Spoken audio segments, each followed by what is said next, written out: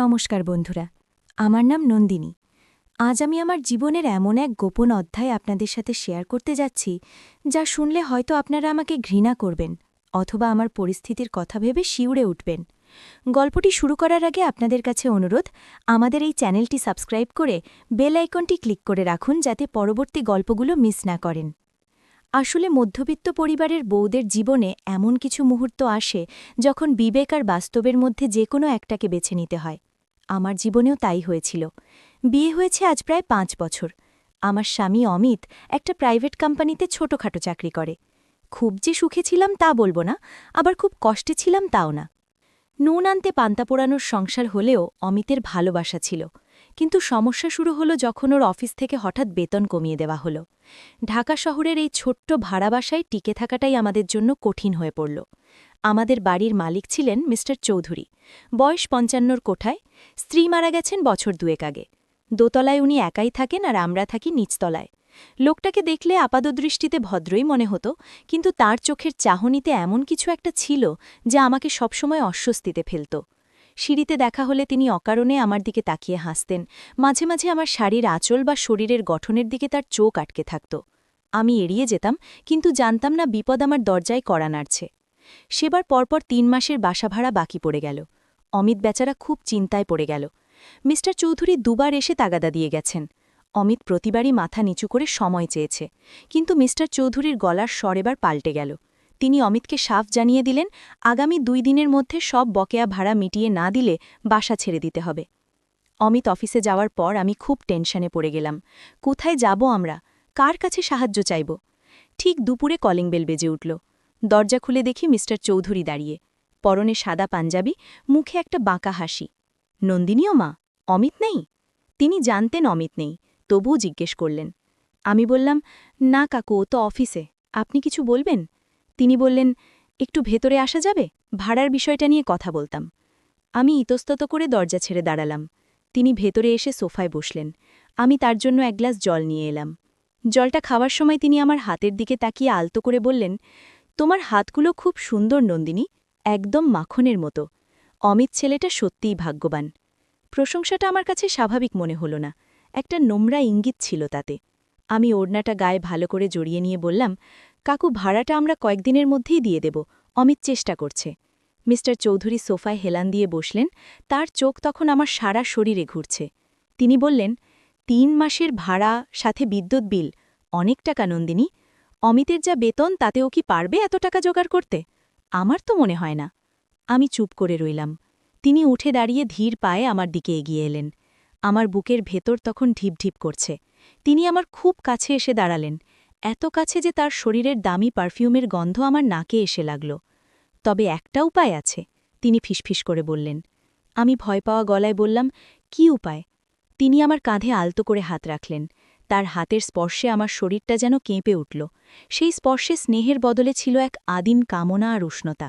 তিনি আমার কানের কাছে মুখ এনে বললেন, টাকা তো সবাই দেয়, কিন্তু তুমি যদি চাও অন্যভাবেরও ভাড়াটা শোধ করা যায়। তুমি সুন্দরী যুবতী, তোমার এই যৌবন কি শুধু অভাবের সংসারে নষ্ট হওয়ার জন্য? আমি ছিটকে সরে গেলাম। এ আপনি কি বলছেন কাকু? ছি! মিস্টার চৌধুরী সরবে হাসলেন। সেই হাসিটা ছিল শিকারীর মতো। ছি বলছ কেন? কেউ জানবে না। অমিত জানবে আমি দয়া করে ভাড়া মওকুফ করে দিয়েছি, আর বিনিময়ে আমি শুধু তোমার একটু সঙ্গ চাই। আমার একাকিত্ব দূর করে দাও, আমি তোমার অভাব দূর করে দেব। তিনি আবার এগিয়ে এলেন। আমি দেয়ালের সাথে পিঠ ঠেকিয়ে দাঁড়িয়ে আছি। তিনি আমার সামনে এসে ২ হাতে আমাকে বন্দি করলেন। তার চোখ তখন আমার ঠোঁট আর গলার ভাঁজে আটকে আছে। তিনি বললেন, ভেবে দেখো নন্দিনী, আজ বিকেলের মধ্যে টাকা না দিলে কাল সকালেই তোমাদের রাস্তায় নামতে হবে। অমিত কি সহ্য করতে পারবে সেই অপমান? সেদিন তিনি চলে গেলেন, কিন্তু আমার মাথায় আগুন ধরিয়ে দিয়ে গেলেন। সারা দিন ভাবলাম, অমিতের মুখটা ভেসে উঠল। ও যদি জানে আমি এমন কিছু করেছি, ও কি মেনে নেবে? কিন্তু ও যদি রাস্তায় দাঁড়ায়, সেটা কি আমি সইতে পারব?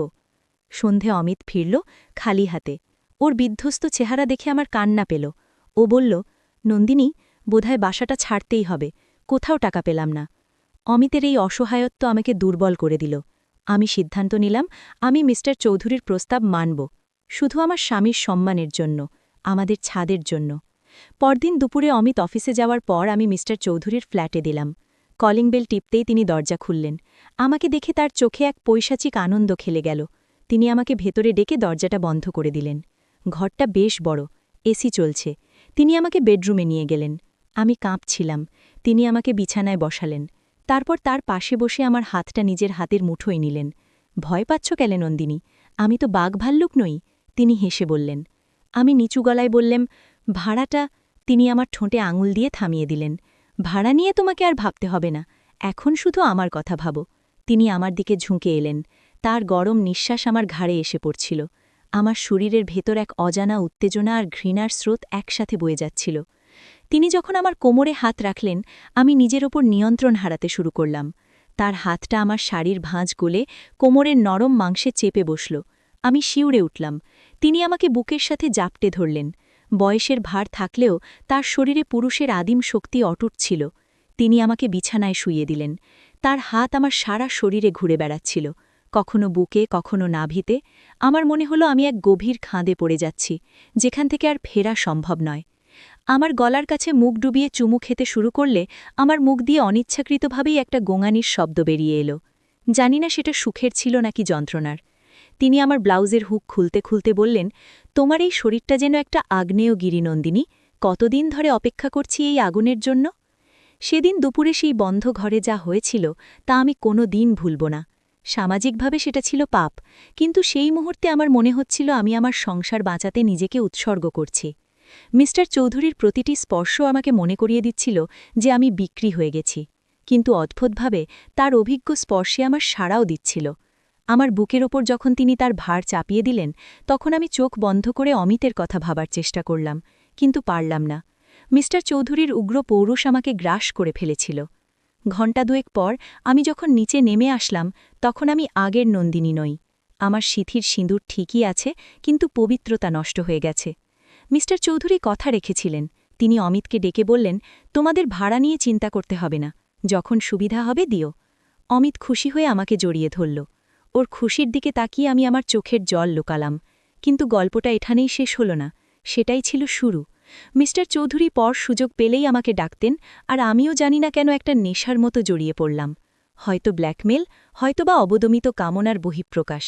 আমাদের এই অবৈধ সম্পর্কের কথা কেউ জানল না, শুধু জানল আমার বিবেক আর ওই চার দেওয়াল। বন্ধুরা, অভাব মানুষকে কোন পর্যায়ে নামিয়ে আনতে পারে, আমার জীবন তার প্রমাণ। আমি জানি আমি ভুল করেছি, কিন্তু সেই মুহূর্তে আমার কাছে আর কোনো পথ খোলা ছিল না। গল্পটি এখানেই শেষ করছি। কেমন লাগলো জানাবেন, ভুল হলে ক্ষমা করবেন।